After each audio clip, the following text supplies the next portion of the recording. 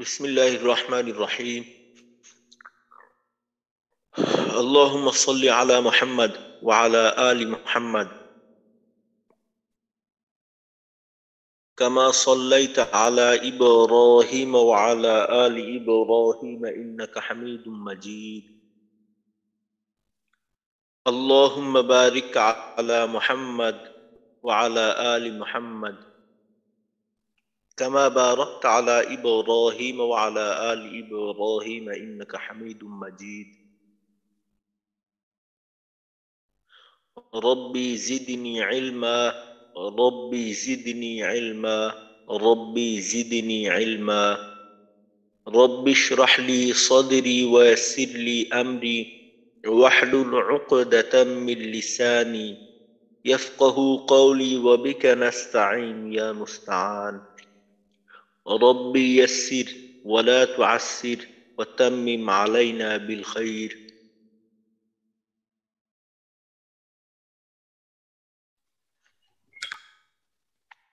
আলহামদুলিল্লাহ, গতকালকে আমরা 11 এবং 12 নম্বর মাখরাজের হরফগুলি মস্ক করছি। 11 নম্বর মাখরাজ জিহ্বার আগা সামনের উপরের দুই দাঁতের গোড়ার সঙ্গে লাগাইয়া ত দাল তা। তর সবগুলি সিফতই শক্তিশালী, একটা সিফত দুর্বল আর বাকি সিফত, একটা সিফত মধ্যম আর বাকি 5টা সিফত হলো শক্তিশালী, কোনো দুর্বল সিফত তর মাঝে নেই। ত উচ্চারণ করার ক্ষেত্রে মাখরাজটা আমাদের জন্য সহজ, বাকি প্রত্যেকটা সিফতের দিকে আমাদের খেয়াল করতে হবে। তর উচ্চারণটা ত তুই তু আত ইত উত আত আত্তি আত্তু। দ্বিতীয় হরফ দাল। দাল সিফতগত দিক থেকে শক্তিশালী, তো দাল উচ্চারণের ক্ষেত্রে আমরা আওয়াজটাকে একটু শক্ত করার চেষ্টা করবো আর কলকলার দিকে খেয়াল রাখবো। দা দি দু আদ ইদ উদ আদ্দা আদ্দি আদ্দু। তারপর তা, তার একটা মাত্র সিফত শক্তিশালী, বাকি 3টা সিফত দুর্বল, একটা মধ্যম। তো তার ক্ষেত্রে আমাদের সমস্যা হয় দুর্বল হাম সিফতের মাঝে। তো তার মাঝে যখন জজম তাসদিদ দিয়ে পড়ি তখন বাতাস চালু রাখতে হয়, তো এই বিষয়টা আমরা একটু খেয়াল রাখবো। তা তি তু আত ইত উত আত্তা আত্তি আত্তু।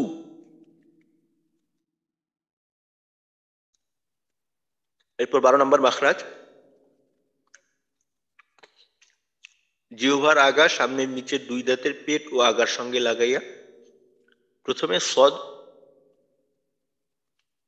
সদ সিফাতগত দিক থেকে শক্তিশালী, তো সদের ক্ষেত্রে আমাদের সবচেয়ে বড় সমস্যার জায়গা হলো ইস্তিআলা এবং ইতবাক সিফাত। সদের উচ্চারণে এই 2টা সিফাতের দিকে বিশেষভাবে খেয়াল করতে হবে। অর্থাৎ সদ যখন আমরা উচ্চারণ করব, জিহ্বার গোড়াটা উপরে, জিহ্বার মধ্যখানও উপরে, জিহ্বার আগা সামনের নিচের দুই দাঁতের আগার সঙ্গে লাগবে। উচ্চারণটা হবে স সই সু আস ইস উস আস আসি আসু।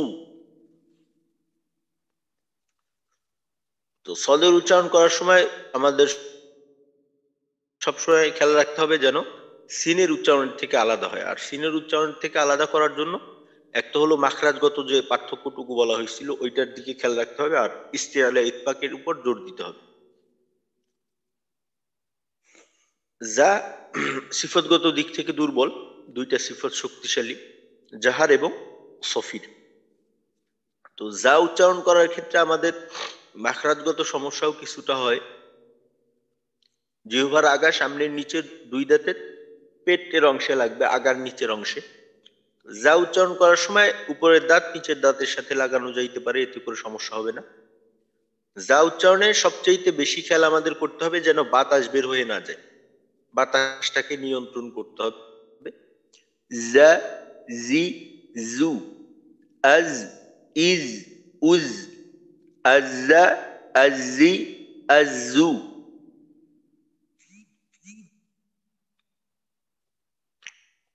আর 12 নম্বর মাখরাজের শেষের হরফ হলো সিন। সিন সিফতগত দিক থেকে দুর্বল, একটা সিফত শক্তিশালী সফির। তো এই সফিরও আমাদের সমস্যা নেই। সিনের মাখরাজটাকে একটু খেয়াল রেখে যদি উচ্চারণ করি তাহলে সিফতগত কোনো সমস্যা আমাদের হবে না। সা, সি, সু, আস, ইস, উস, আসসা, আসসি, আসসু। তো যদিও আমি বললাম সিন সহজ, সাধারণত দেখা যায় ভুল এখানে হয় না। তারপরেও কারো কারো ক্ষেত্রে দেখা যায় সিনটা ঠিকঠাক মতো উচ্চারণ করাটা একটু কষ্টকর হয়ে যায়। এর কারণটা হলো মাখরাজের ব্যবহার। তো সিন যখন আমরা উচ্চারণ করব তখন কিন্তু আমাদের জিহ্বার আগাটা উপরের দাঁতের সাথেও লাগবে না বা উপরের তালুর সাথেও লাগবে না। তো যদি এইটা লাগে তাহলে সিনের উচ্চারণ কিন্তু হবে না, তখন সা, সি, সু এমন হয়ে যাবে।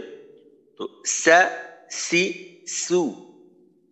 আর একটা বিষয়, কারো কারো ক্ষেত্রে দেখা যায় সিনে যখন জজম হয় তখন আওয়াজটা ঠিক মতো চালু থাকে না। তো সিন তো রেখুয়ার হরফ, আওয়াজকে চালু রাখতে হবে। আস, ইস, উস।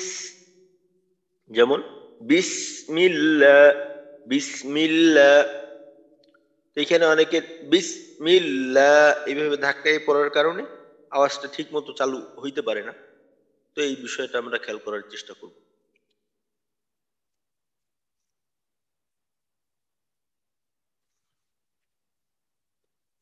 তো গতকালকে মস্ক করা হরফের ভিতর আমাদের জন্য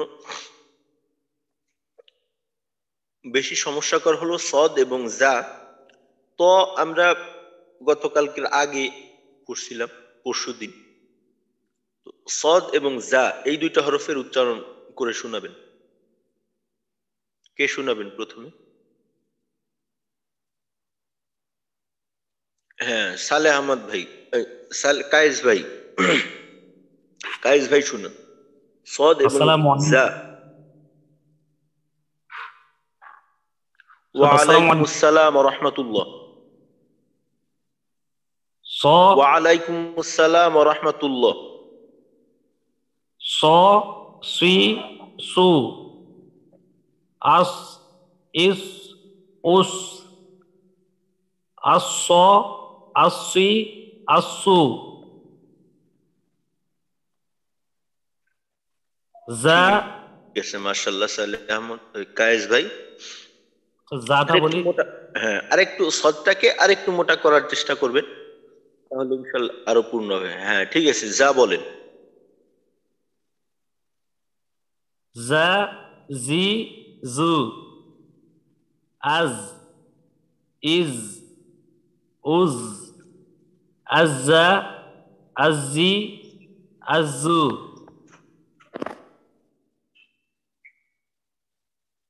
আচ্ছা ঠিক আছে, মাশাআল্লাহ কায়েস ভাই। কায়েস ভাই, যায় কি বাতাস বের হয় কিনা? ওস্তাদ পেশের সময় হয় ওস্তাদ। হুম, আচ্ছা। যাই হোক, এইটার দিকে আমাদের সর্বদাই জায়ের উচ্চারণের সময় খেয়াল রাখতে হবে যেন বাতাসটা বের না হয়। ঠিক আছে, মাশাআল্লাহ। ইনশাআল্লাহ। আচ্ছা সাইদুল ভাই। আসসালামু আলাইকুম। ওয়ালাইকুম আসসালাম صاد ওয়া রাহমাতুল্লাহ। صاد صا صي صو আস ইস উস আস আসি আসু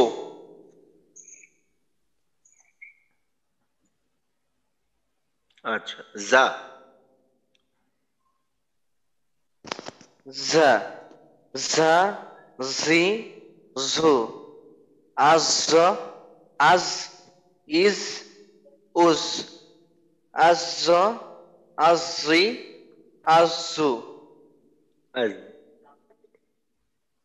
আচ্ছা আজ্জা, আজি, আজু। হ্যাঁ সাইদুল ভাই, যাই যেটা মনে হচ্ছে যে বাতাসটা বোধহয় বের হইতেছে।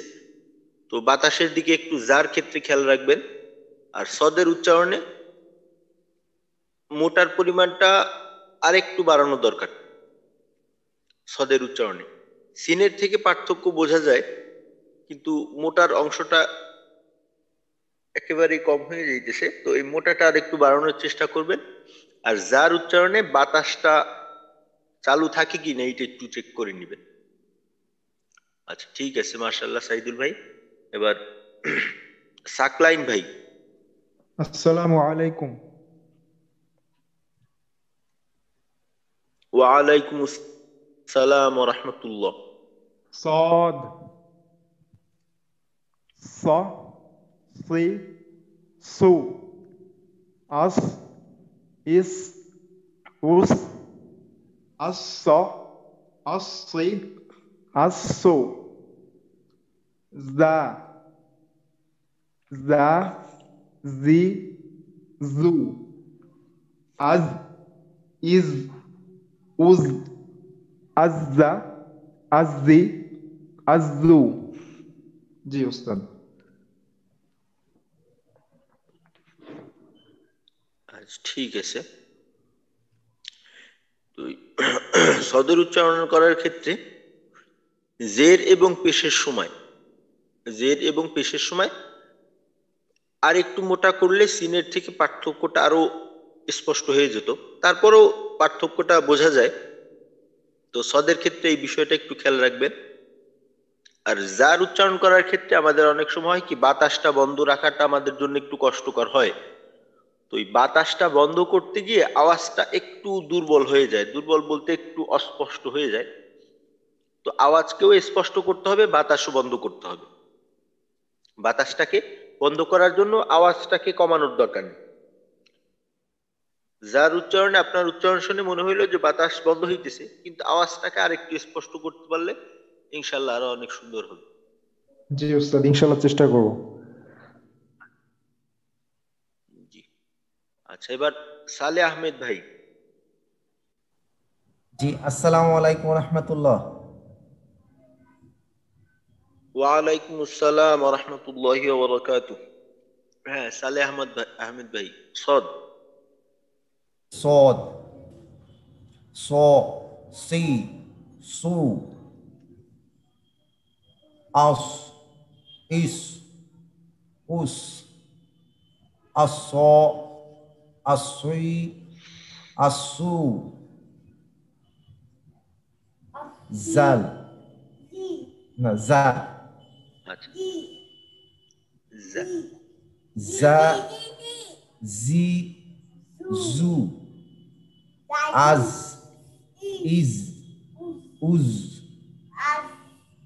আজ্জা আজি আজু। আচ্ছা ঠিক আছে। সালে আহমেদ ভাই, জায়ের ক্ষেত্রে কি বাতাসটা কিছু কিছু জায়গায় বের হয় কিনা? আমার কাছে মনে হইলো যে দুই একটা জায়গায় বাতাসটা বের হয়। জি তো জি এইটা জি আপনি একটু দেখে নিবেন, কারণ এইটা এইটা বোঝাটা ঠিকঠাক মতো বোঝা সম্ভব হয় না সরাসরি না শুনলে।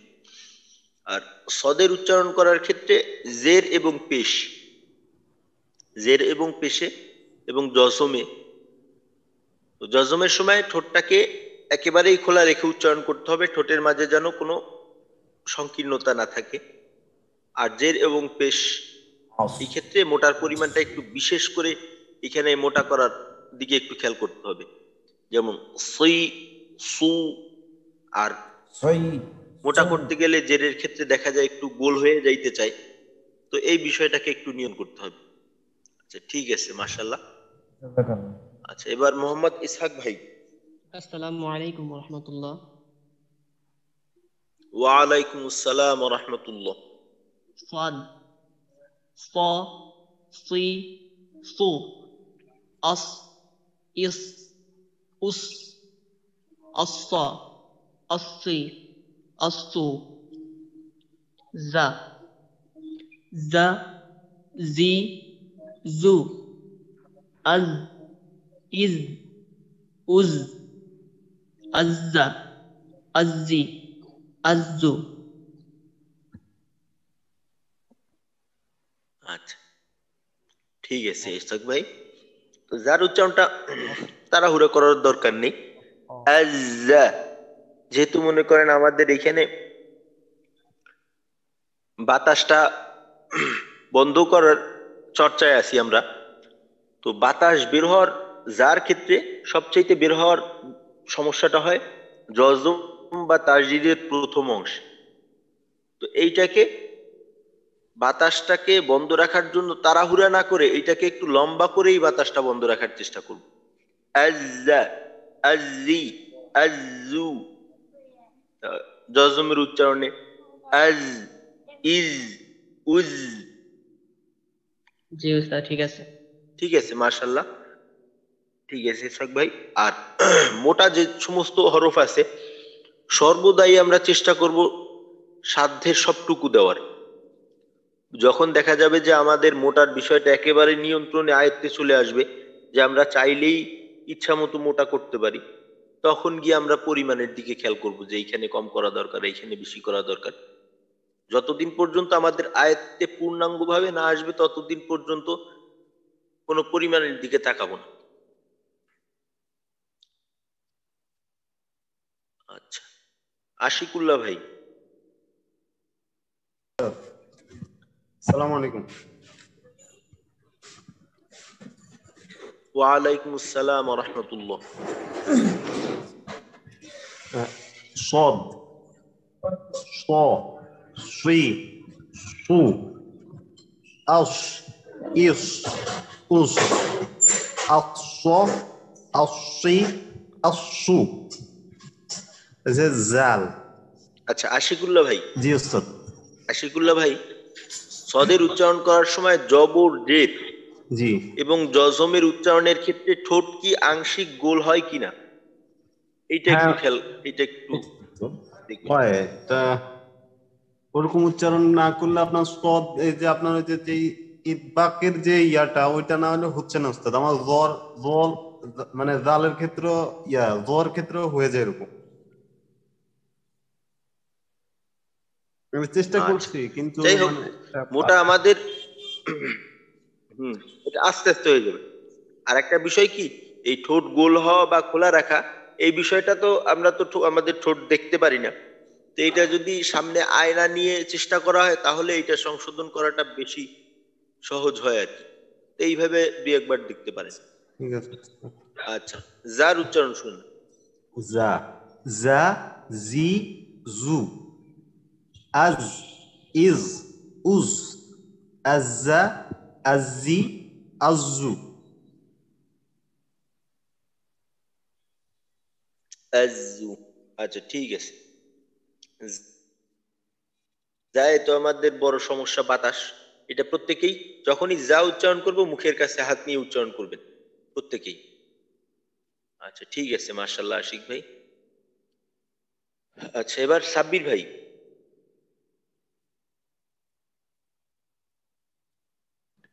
আসসালামু আলাইকুম। ওয়ালাইকুম আসসালাম ওয়া রাহমাতুল্লাহ। জি ওস্তাদ, শুরু করছি। স সি সু আস ইস উস আস স আসি আসু।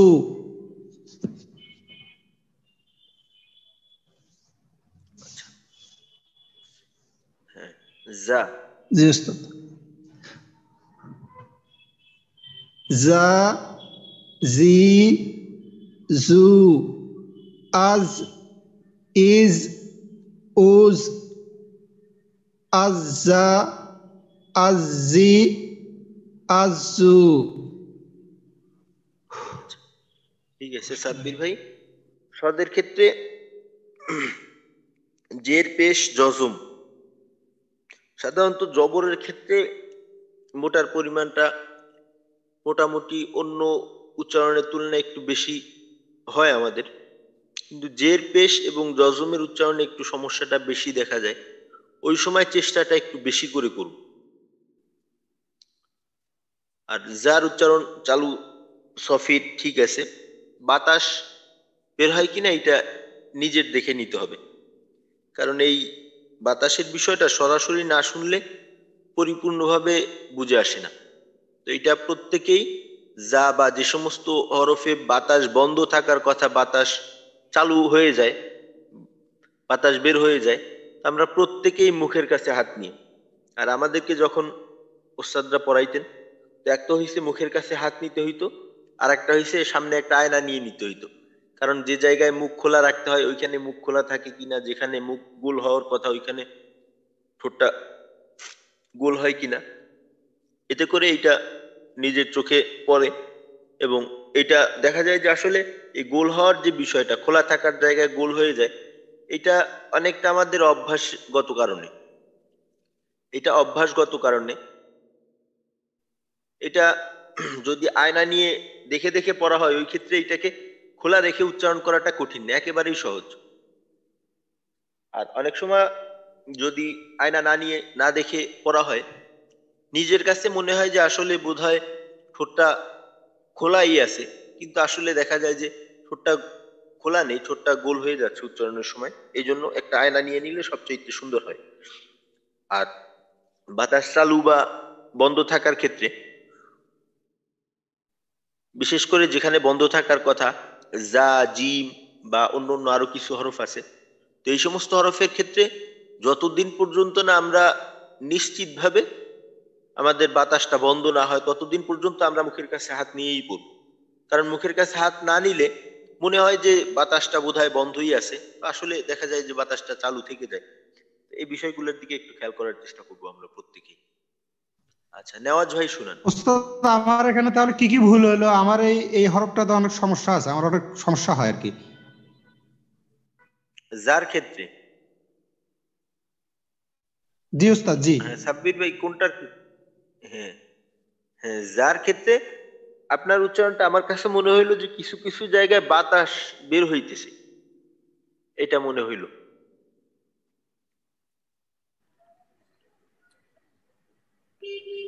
আচ্ছা, আর যা তো শক্তিশালী হরফ না, যা হলো দুর্বল হরফ।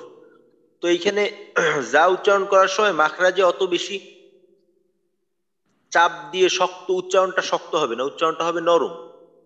তো এইখানে বেশি মাখরাজে চাপ দেওয়ার দরকার নেই, শুধুমাত্র বাতাসটা নিয়ন্ত্রণ করার জন্য যতটা নিয়ন্ত্রণ রাখা দরকার অতটুক থাকবে।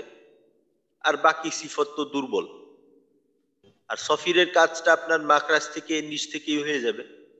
তো যা হলো দুর্বল হরফ, এখানে বেশি জোরাজুরি করা যাবে না এর সাথে, শুধুমাত্র এতটুকু করতে হবে যেন বাতাসটা বন্ধ থাকে। আর সফির শক্তিশালী সিফত হইল এইটা মাখরাজ থেকে নিচ থেকেই আদায় হবে, এটা আদায়ের জন্য আমাদের তেমন কিছু করতে হবে না।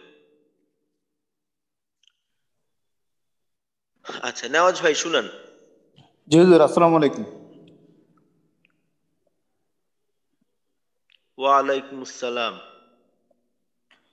সদ, স, সি, সু, আস, ইস, উস, আস, আসি, আসু, দা। আচ্ছা নেওয়াজ ভাই, যা। নেওয়াজ ভাই জি। জবর বাদে, জবর বাদে সদের উচ্চারণে, জবর বাদে বাকি উচ্চারণগুলোতে সিনের থেকে কিন্তু পার্থক্যটা তেমন বোঝা গেল না। এই পার্থক্যটা কিন্তু করে নিতে হবে। যেমন হামজা সিন জবর আস, ইস, উস, আর সদ হইলে আস, ইস, উস, আস, আস, ইস, ইস, উস, উস। এই উস। সিনের থেকে যেন প্রত্যেকটা উচ্চারণ, সদের প্রত্যেকটা উচ্চারণ আলাদা হয়, এই বিষয়টা একটু পার্থক্য করে নিবেন এই সিন এবং সদের মাঝে। তো পার্থক্য করার জন্য আমাদের সবচেয়ে বড় অস্ত্র হলো ইস্তিআলা এবং ইতবাক সিফাত। আচ্ছা, যার উচ্চারণ শুনান। যা, জি, জু, আজ, ইজ, উজ, আজ্জা, আজি, আজু।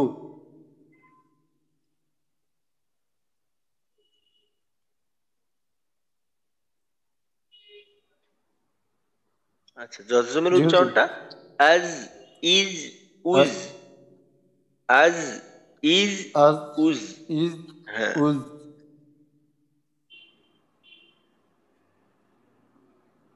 উজ। আচ্ছা নেওয়াজ ভাই, এই যার উচ্চারণের সময় জিহ্বার আগা কিন্তু কোনোভাবেই উপরের দাঁতের সাথে লাগবে না। তো লাগে কিনা এইটা একটু দেখে নিতে হবে।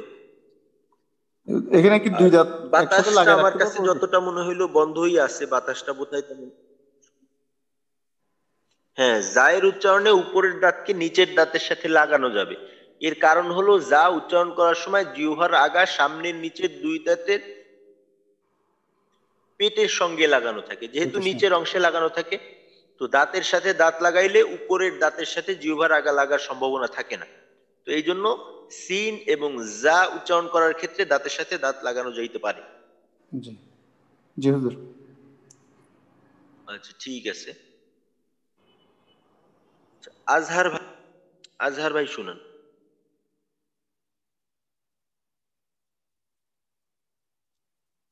জি আসসালামু আলাইকুম হুজুর। ওয়ালাইকুম আসসালাম ওয়া রাহমাতুল্লাহ। যা যা জি জু আজ সদ শুন। صاد আচ্ছা আস ইস ওস আসা আসি আসু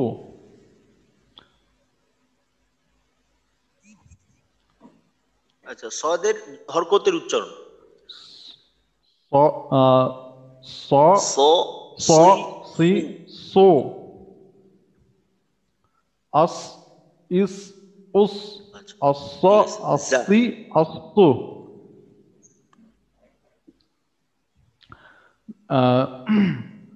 যা আচ্ছা যা জি যা জি জু আজ ইজ উজ আজ্জা আজি আজ্জু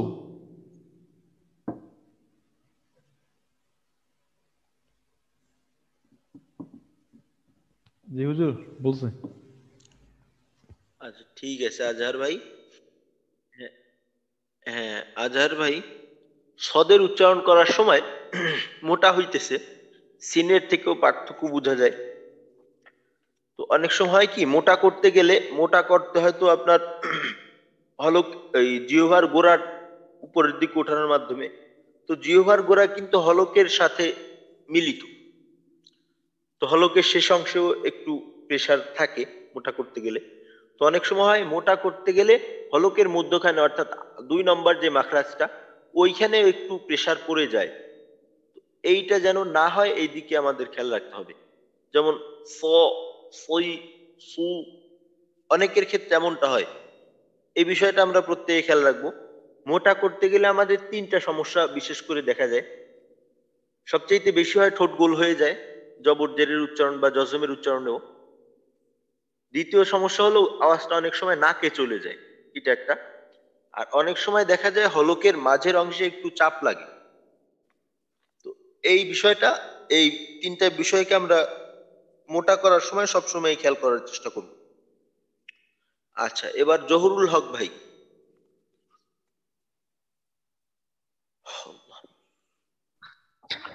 আসসালামু আলাইকুম। ওয়ালাইকুম আসসালাম ওয়া রাহমাতুল্লাহ। صاد ص صي سو أص إس أس أس الص الصي السو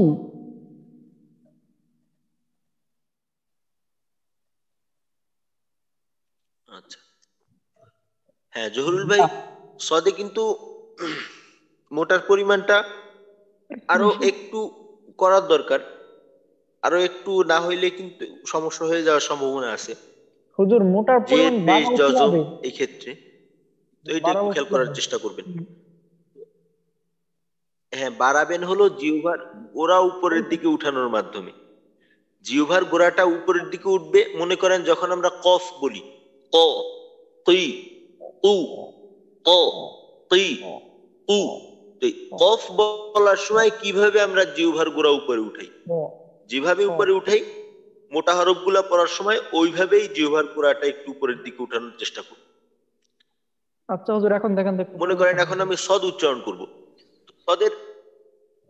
সদের প্রথম প্রস্তুতি থাকবেই যে মনে মনে ধরবো যে আমি কফ উচ্চারণ করার জন্য কি করতাম, জিহ্বার গোড়া উপরের দিকে উঠাইলাম, তারপর জিহ্বার মধ্যখান তালুর দিকে উঠাই লাগাইলাম এবং মাখরাজে গেলাম। ওই অবস্থায় গিয়ে ফ ফ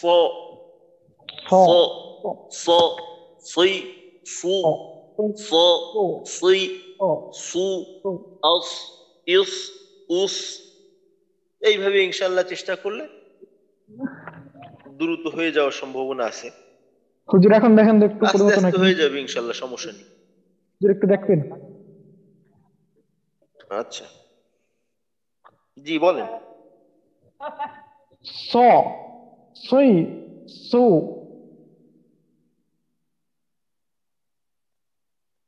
কোনো পরিবর্তন কি হয়েছে? তারপর পরিবর্তন কি হয়েছে? একটু বোধহয় মনে হইতেছে। আচ্ছা ঠিক আছে জহুরুল ভাই, আচ্ছা আমার কাছে মনে হইলো আগের থেকে হয়তো একটু ভালো। আচ্ছা ঠিক আছে জহুরুল ভাই, হ্যাঁ এবার যার উচ্চারণটা শুনান। যা যা জি জু আজ ইজ উজ আজজা আজজি আজজু উজ। আচ্ছা জহুরুল ভাই যা উচ্চারণ করার সময় বোধহয় জিহ্বার আগাটা উপরের দাঁতের সাথে লাগে। জি হুজুর, মানে উপরে এইটা একটু চেক করে নেবেন যার মাখরাজটা।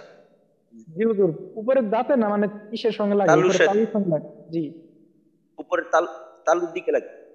জি জি হ্যাঁ এই তো তালু বা দাঁতের সঙ্গে লাগলে এই ধরনের আওয়াজ হয়। তো এইটাকে পরিবর্তন করতে হবে, যা জি জু। তো যা হুজুর উচ্চারণ করার সময় জিহ্বাটাকে একেবারে নিচে রাখবো। হুজুর যা উচ্চারণ করার সময় কি এই যে দুই দাঁত মিশানো যাবে? যা, দাঁত কি মিশানো যাবে মারিগুলা?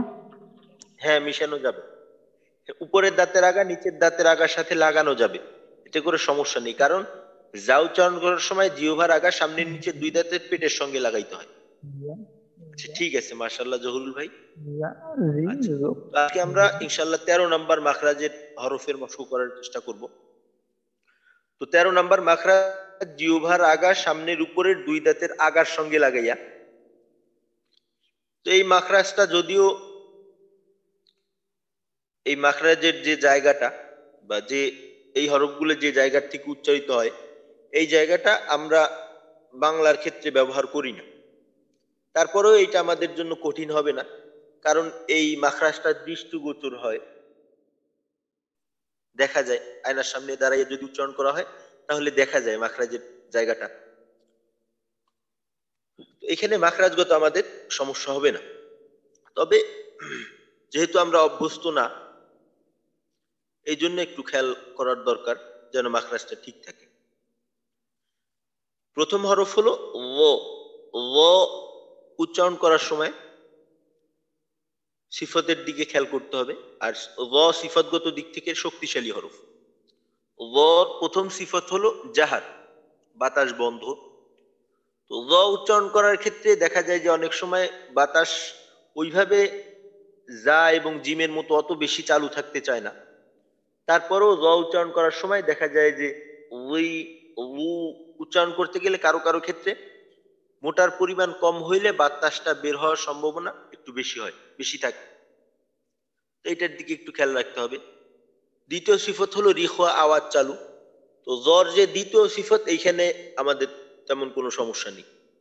চতুর্থ এবং পঞ্চম সিফত ইস্তিআলা, ইতবাক, জিব্বার গোড়া এবং মধ্যখান, এইখানে আমাদের উচ্চারণ করার ক্ষেত্রে সবচাইতে বেশি সমস্যা এই তৃতীয় এবং চতুর্থ সিফতে। তো উচ্চারণ করার সময় এই দুইটা সিফতের দিকে খেয়াল না রাখলে আমাদের বড় ধরনের ভুল হওয়ার সম্ভাবনা আছে। কারণ জের পেশ বা জজমের ক্ষেত্রে যদি উচ্চারণ করার সময় ইস্তিআলা ইতবাক সিফত আদায় না করা হয় তাহলে কিন্তু জালের উচ্চারণের মতো হয়ে যাবে।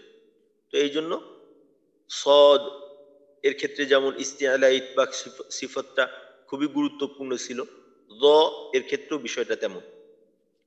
আর পঞ্চম সিফত হলো ইসমাত, মাখরাজ থেকে স্থিরভাবে উচ্চারিত হবে, অর্থাৎ মাখরাজের ব্যবহারে স্থিরতা। তো এইটা আমাদের জন্য সমস্যাকর না, এইটা মাখরাজের ব্যবহারের সাথে সাথে হয়ে যাবে। এইটা আদায় করার জন্য আমাদের কিছু করার দরকার নেই। তো গ উচ্চারণ করার সময় আমাদের সবচাইতে বেশি খেয়াল রাখতে হবে ইস্তিআলা এবং ইতবাকের দিকে। আর মাখরাজগত যদি কারো সমস্যা থেকে থাকে মাখরাজের দিকেও খেয়াল রাখবো। আর বাতাসের বিষয়টা, বাতাস দেখা যায় যে বের কম হয়, বেশি হয় না। তো তারপরেও চেষ্টা করব যেন বাতাসটা পূর্ণ নিয়ন্ত্রণে থাকে। আচ্ছা আজহার ভাই। জি, আমি বলতে চাচ্ছিলাম কি হুজুর, জিহ্বা গোটা তো উপরের দিকে উঠে তো আপনার জটা মোটা হয়ে যায়, সেক্ষেত্রে কিন্তু জিহ্বার মাঝখান যদি তাও সাথে না লাগে সেক্ষেত্রে কি সমস্যা হবে? বাট আমার কিন্তু জিহ্বা গোড়া কিন্তু উপরে উঠতেছে, উপরে উঠলে কিন্তু আমরা এটা মোটা হচ্ছে কিন্তু জটা, আর পাশাপাশি তো আপনার মাকড়াস তো আছে। হ্যাঁ, আমার কথাটা কি বুঝতে পারছেন? আমার কথাটা কি বুঝতে পারছেন নাকি? আমি বলতেছি কি আসলে আমি জিহ্বার গোড়া উপরের দিক, সংক্ষেপে বলি আর কি, আসলে জিহ্বার গোড়টা আর কি উপরে উঠলে আসলে মোটা কিন্তু অলরেডি হয়ে যায় কিন্তু। আমি আপনার বিষয়, আচ্ছা হ্যাঁ, আমি আপনারটা পুরোপুরি বুঝতে পারছি। আপনার কথা হলো যে ইস্তিআলা এবং ইতবাক দুইটা সিফত, ইস্তিআলা জিহ্বার গোড়া উপরে উঠানো, ইতবাক জিহ্বার মধ্যখান উপরের তালুর সাথে লাগানো। তো ইস্তিআলা করলেই তো মোটা হয়ে যাইতেছে, তো ইতবাক আদায় না করলে সমস্যা কি? জি জি, আমার এটা কোশ্চেন আর কি। ইস্তিআলা এইটাও যেমন একটা সিফত, হ্যাঁ ইস্তিআলা এইটা যেমন সিফত, ইতবাক এইটাও আলাদাভাবে একটা সিফত, প্রত্যেকের গুরুত্ব একই সমান। তো একই সমান হইলেও দেখা যায় ওটা ইস্তিআলা গুরুত্বটা একটু বেশি ধরতে হবে এইখানে, কারণ ইস্তিআলা আদায় না করে তো ইতবাক আদায় করা সম্ভব না। তো তারপরে ইতবাকটা আমাদের আদায় করতে হবে। ইতবাক করার মাধ্যমে উচ্চারণের মাঝে যে একটা ব্যবধান আসে, যে একটা পার্থক্য আসে, ওই পার্থক্যটা শুধুমাত্র ইস্তিআলা করার মাধ্যমে কিন্তু হবে না। ওই পরিবর্তনটা আনার জন্য আমাদের সাথে সাথে ইতবাককেও নিতে হবে। মনে করেন ও যদি ইস্তিআলা ইতবাক আদায় করি তাহলে হবে ও উই উ, আর যদি শুধুমাত্র ইস্তিআলা আদায় করি তাহলে হয় র উই উ, তাহলেও কিন্তু মোটা হয়। কিন্তু ইতবাকটা সাথে আনার কারণে মোটার পরিমাণে আরো বৃদ্ধি পায়। আর ইতবাক এই সিফতটা আদায় করার মাধ্যমে আওয়াজের মাঝে একটা আবদ্ধতা থাকে, ইলা আবৃত করা, এই ধরনের অর্থ। তো ইতবাক সিফতটাও আদায় করতে হবে, শুধুমাত্র মোটা করলে চলবে না, ইতবাকটাও আদায় করতে হবে।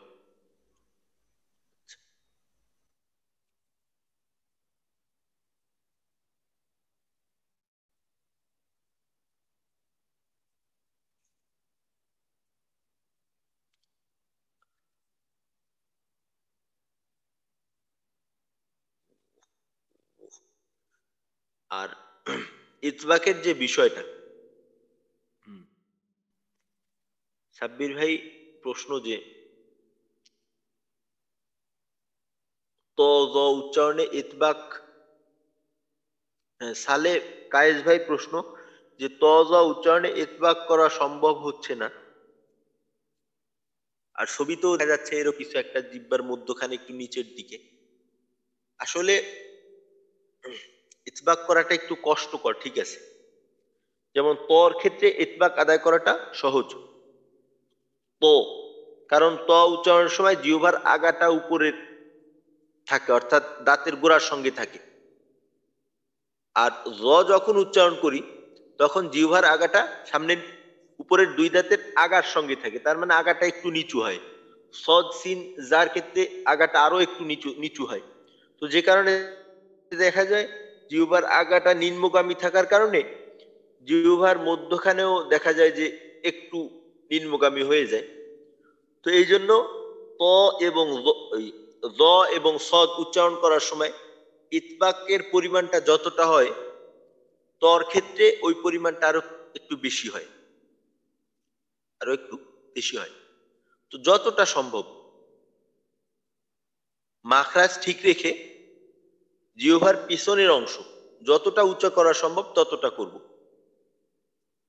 আচ্ছা, তো লর উচ্চারণটা আমি একবার করে শোনাই। ল উচ্চারণের সময় কায়েস ভাই। উস্তাদ ইদবাক করতে গেলে দেখা যায় যে মাখরাজ থেকে জটা উচ্চারণ না হয়ে মাঝখান থেকে উচ্চারিত হইতে চায় আর কি। মানে এই সমস্যাটা ফিল করতেছে আর কি। ও আচ্ছা, হ্যাঁ, আসলে এটা আসলে ওই সমস্যাটা আপনার কাছে মনে হইতেছে, আসলে বিষয়টা এমন না যে ইতবাক আদায় করতে গেলে মাখরাজ থেকে করা সম্ভব না, আসলে বিষয়টা এমন না। তো এটা আস্তে আস্তে ইনশাল্লাহ স্পষ্ট হয়ে যাবে বিষয়টা, বা এটা যদি এইভাবে আদায় করার চেষ্টা করতে থাকেন তাহলে একটা সময় গিয়ে এটা ঠিক হয়ে যাবে। তো প্রাথমিক অবস্থায় একটু সমস্যাকর মনে হইতে পারে, এটা স্বাভাবিক। ও আমি এখন যে আদায় করলাম, ও মাখরাজও ঠিক আছে, ইতবাকও ঠিক আছে। সাব্বির ভাই। ওস্তাদ আমার একটা প্রশ্ন, সেটা হলো তাসদিদের সময় জটা কি মাখরাজ ঠিক থাকে? আর তো মনে হয় যে মাখরাজটা ঠিক থাকতেছে না। আচ্ছা সাব্বির ভাই, আপনি আরেকবার বলেন, কথাটা স্পষ্ট বুঝতে পারিনি। ওস্তাদ এখানে সাব্বির ভাই তাসদিদ করার সময়, জটাকে তাসদিদ করার সময় এখানে তো মাখরাজটা মানে ব্যবহার হচ্ছে কিনা আসছে, শুধু ইস্তেলার ইতবাক হচ্ছে, শুধু মাখরাজটা আসতেছে কি?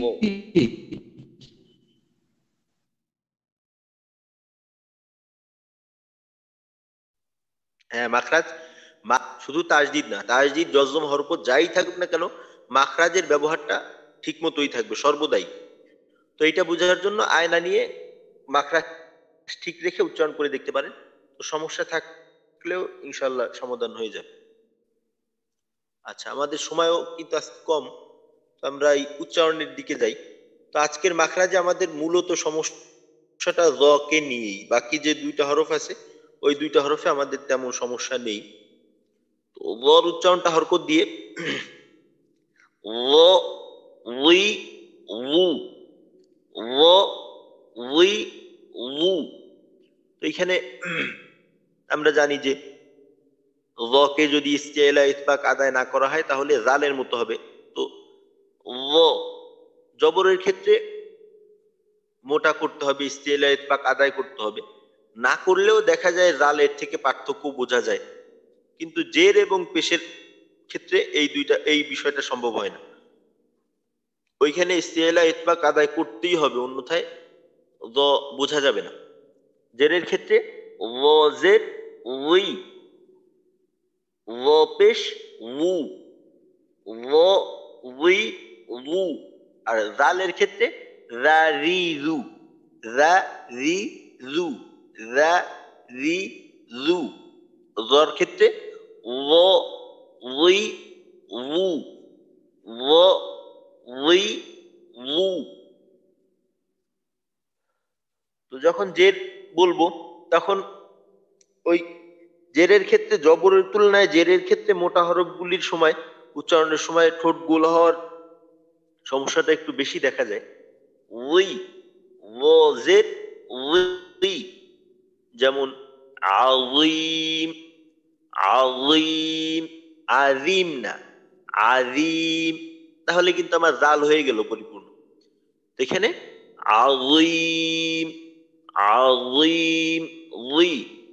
তো র জের বলতে গিয়ে যদি আমি ঠোঁট গোল করে ফেলি তাহলে হবে রুই, রুইম, রুইম বলা যাবে না, রুইম, রুইম, আযীম, র, রুই, রু। আর জজম যখন থাকবে তখন আও, ইউ, উল। তো এখানেও ইস্তেলা ইতবাক অবশ্যই আদায় করতে হবে, অন্যথায় জালের মতো আর, ইর, উল এমন হয়ে যাবে। আও, ইউ, উল। আর তাজিদের ক্ষেত্রে আল্লাহ, আল্লি, আল্লু, আল্লাহ, আল্লি, আল্লু। আর সবগুলি একসাথে একবার শুনাই। ও, লি, লু, আল, ইল, উল, আল্লাহ, আল্লি, আল্লু। আচ্ছা, একজন এই উচ্চারণটা শোনাবেন, কে শোনাবেন?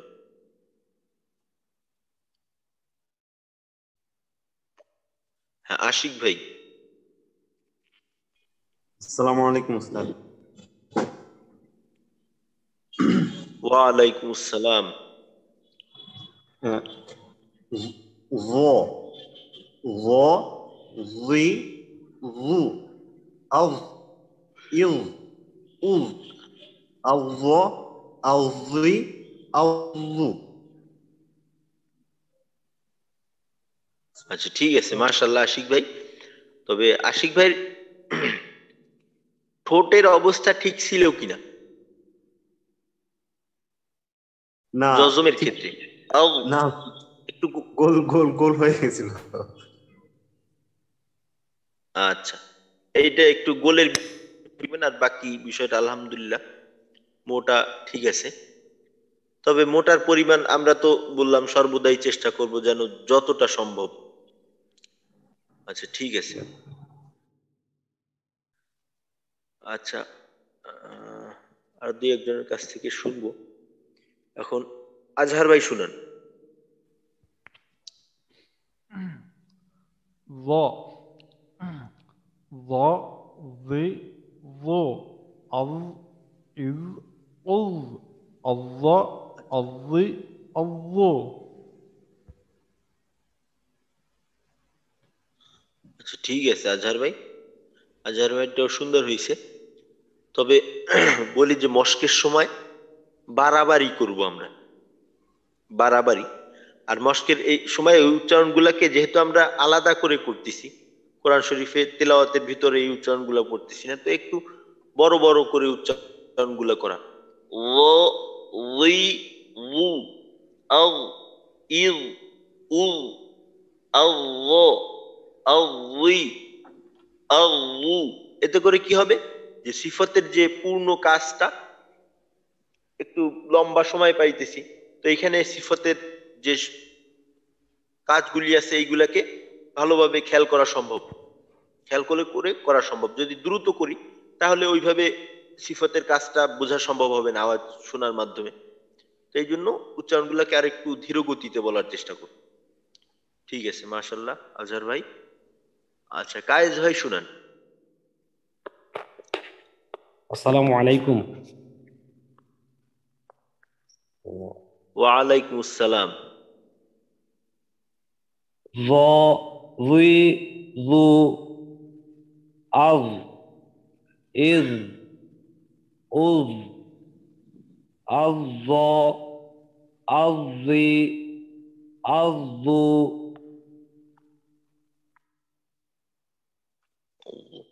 আচ্ছা, কায়েস ভাই, মোটার পরিমাণটা কিন্তু আরো বাড়ানোর দরকার, অন্যথায় পেশের ক্ষেত্রে জালের থেকে পার্থক্যটা তেমন বুঝে আসবে না। আর একটা বিষয় হলো আউ, ইল, উল। এই জজমের ক্ষেত্রে আমার কাছে যেটা মনে হইলো যে বোধহয় একটু বাতাস বের হইলো। তো এইটা আপনি একটু দেখে নিবেন যে বাতাস বের হয় কিনা। আর মোটার বিষয়টা তো অবশ্যই দেখবেন। ঠিক আছে ওস্তাদ। আচ্ছা, আরিফ ভাই, আরিফ ভাই শুনান। السلام عليكم ورحمة الله. ওয়ালাইকুম আসসালাম ওয়া রাহমাতুল্লাহ।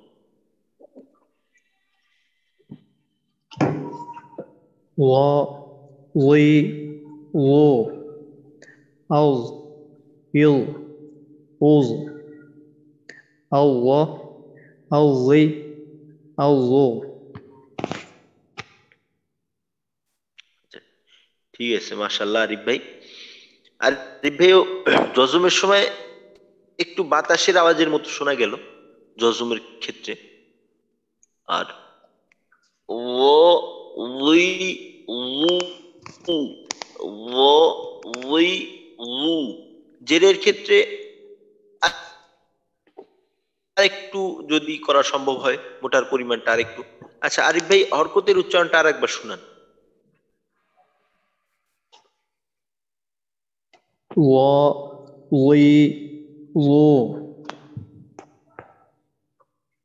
আচ্ছা ঠিক আছে, মাশাআল্লাহ। আর ওই যেটা বলবো যে জেরের সময় ঠোঁটটা গোল হয় কিনা এইটা একটু দেখে নিবেন। জেরের উচ্চারণটা যখন করা হয় তখন ঠোঁট গোল হয় কিনা, নাকি খোলা থাকে। খোলা থাকলে তো মাশাআল্লাহ ঠিকই আছে, আর গোল হইলে এটাকে একটু পরিবর্তন করার চেষ্টা করবেন। খোলা থাকে ওস্তাদ, খোলা থাকে। আচ্ছা হ্যাঁ, হ্যাঁ, খোলা থাকলে মাশাআল্লাহ। তো এই বিষয়টা একটু সবসময় খেয়াল করার চেষ্টা করবেন ইনশাআল্লাহ। আচ্ছা আচ্ছা, সাব্বির ভাই শুনান। জি ওস্তাদ। ল জি সাব্বির ভাই। রি রু আল ইজ উজ আজ আজি আজু।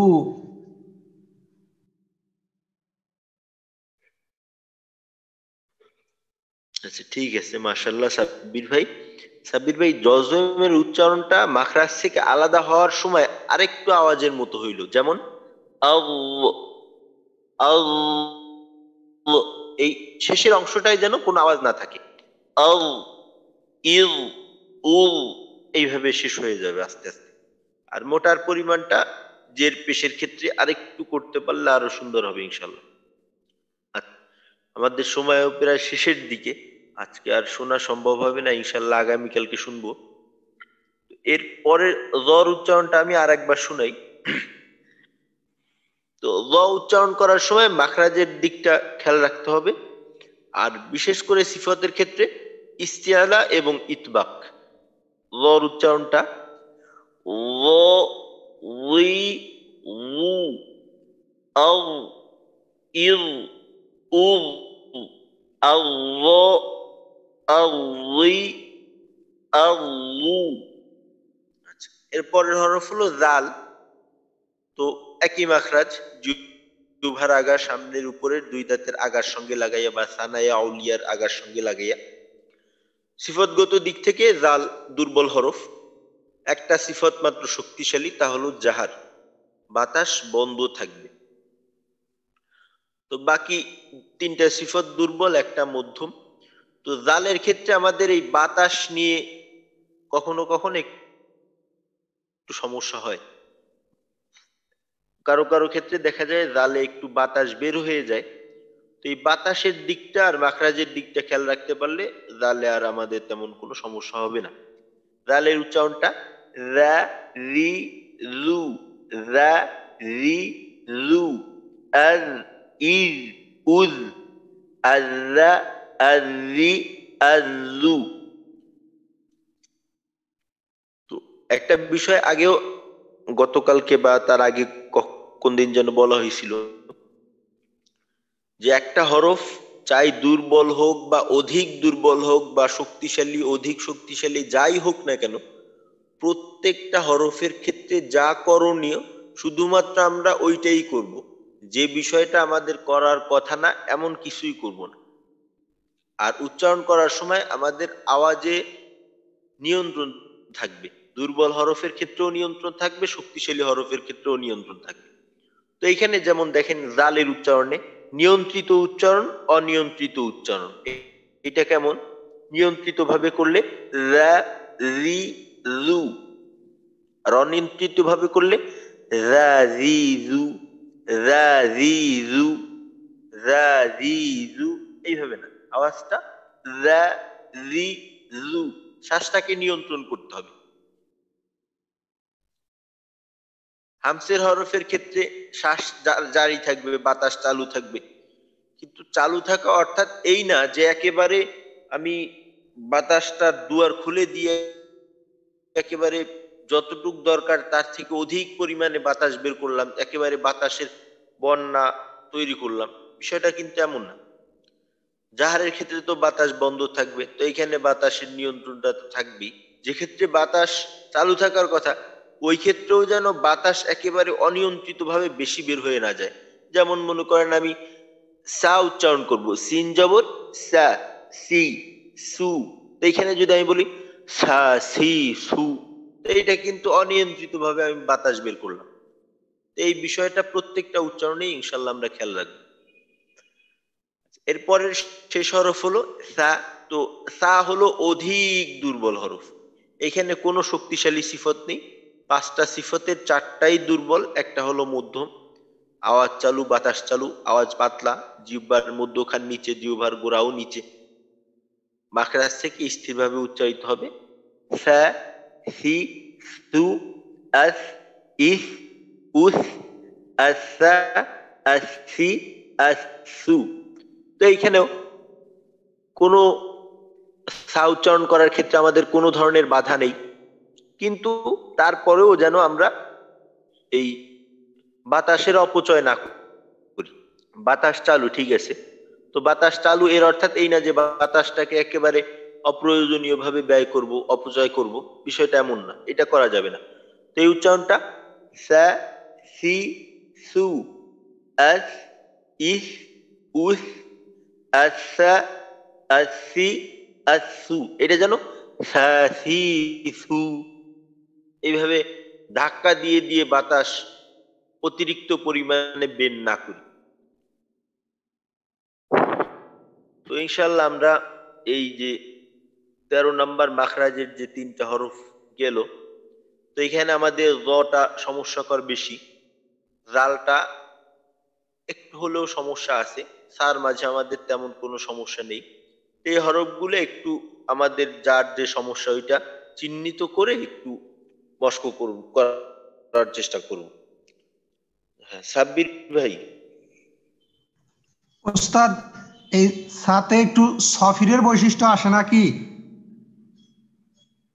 ওই একটু অতিরিক্ত সাউন্ড হয় আর কি সাথে জজমের সময়।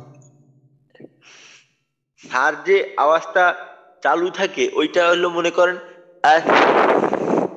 এখানে কিন্তু অতিরিক্ত আওয়াজ নেই, বাতাস, এই বাতাসের আওয়াজ হয়।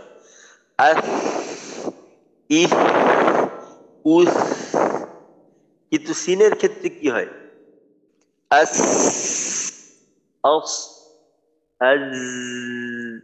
তার ক্ষেত্রে কিন্তু এমন না।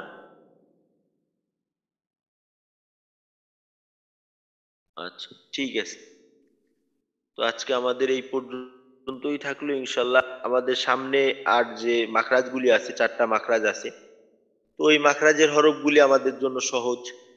ওইখানে শুধুমাত্র ওয়াও এর ক্ষেত্রে আমাদের একটু সমস্যা আছে, আর বাকি কোথাও তেমন সমস্যা নেই।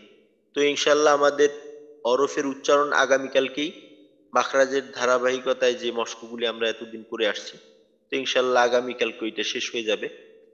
তো আমরা পিছনে আমাদের যা কিছু গেছে, অর্থাৎ সবগুলি হরফের মধ্যে থেকে আমাদের সমস্যা কোথায় প্রত্যেকেই ওইটা নির্ণয় করার চেষ্টা করব এবং ওইটাকে একটু সংশোধন করে নেওয়ার চেষ্টা করব। আর যে কোনো সময় যদি মনে হয় যে এটাকে শোনানোর দরকার, তো এইটা অবশ্যই শোনাবেন। প্রয়োজনে আমার পার্সোনাল, আমি তো আমাদের গ্রুপে পোস্ট দেই অনেক বিষয় নিয়ে, তো ওইখান থেকে আমার পার্সোনালি ভাবে আমাকেও এইটা জানাইতে পারেন। তো এটা অবশ্যই জানাবেন, আর প্রত্যেকেই নিজের সমস্যাটাকে চিহ্নিত করার চেষ্টা করবেন।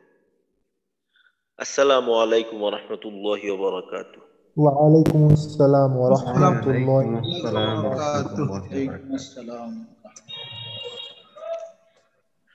সুবহানাল্লাহি ওয়া বিহামদিহি সুবহানাকাল্লাহুম্মা ওয়া বিহামদিকা আশহাদু আল্লা ইলাহা ইল্লা আনতা নাস্তাগফিরুকা ওয়া নাতুবু ইলাইক।